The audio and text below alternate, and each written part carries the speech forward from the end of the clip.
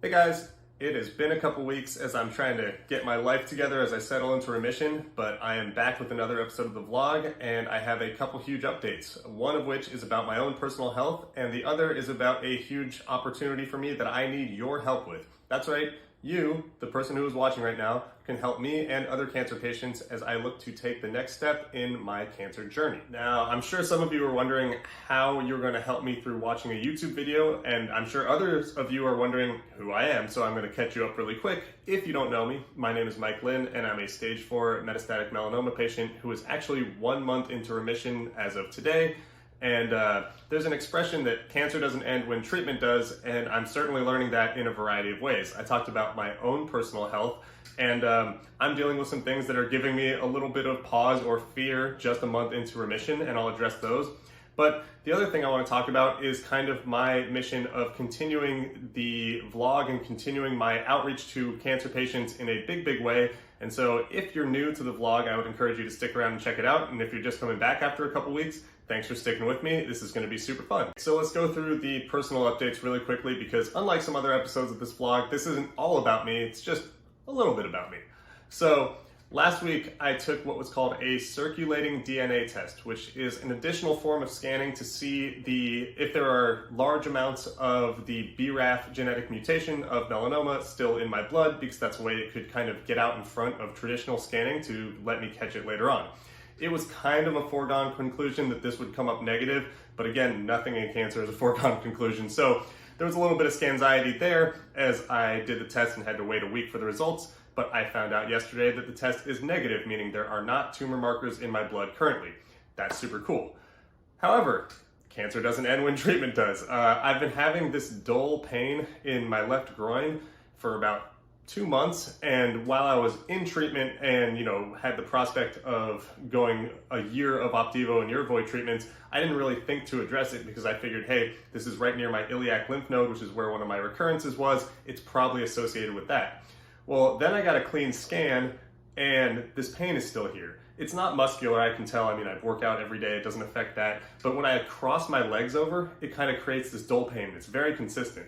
So I asked my oncologist about it. We decided the best course of action is to schedule a ultrasound, which I have coming up tomorrow.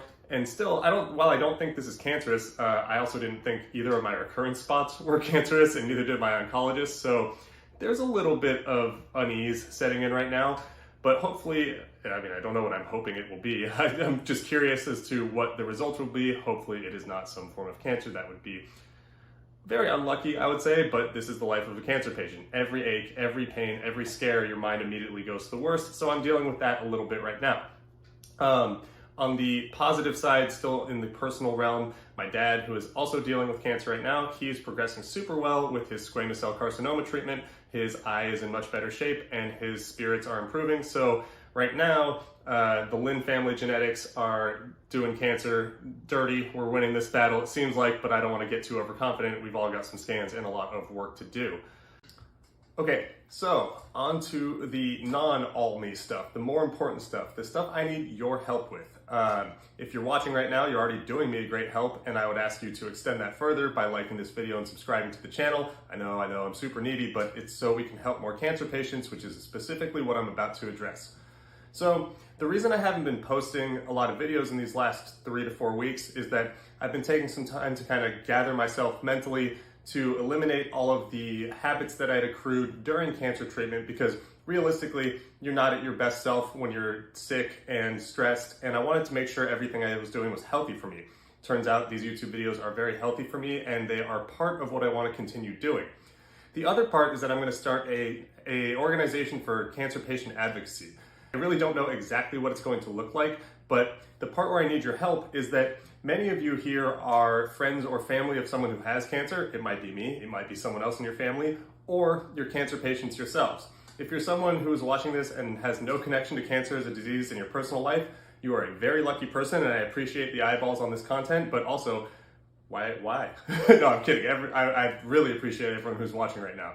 But presuming you have some sort of personal connection, I would love if you could comment in the comment section below a type of kind of service that you think would be necessary for a cancer patient, whether it's yourself or someone you know who's gone through treatment, that wasn't offered to you, that would have made your life a lot easier. This could be financial services, this could be advocacy or kind of scheduling, this could be food, this could be transportation, this could be mental health resources.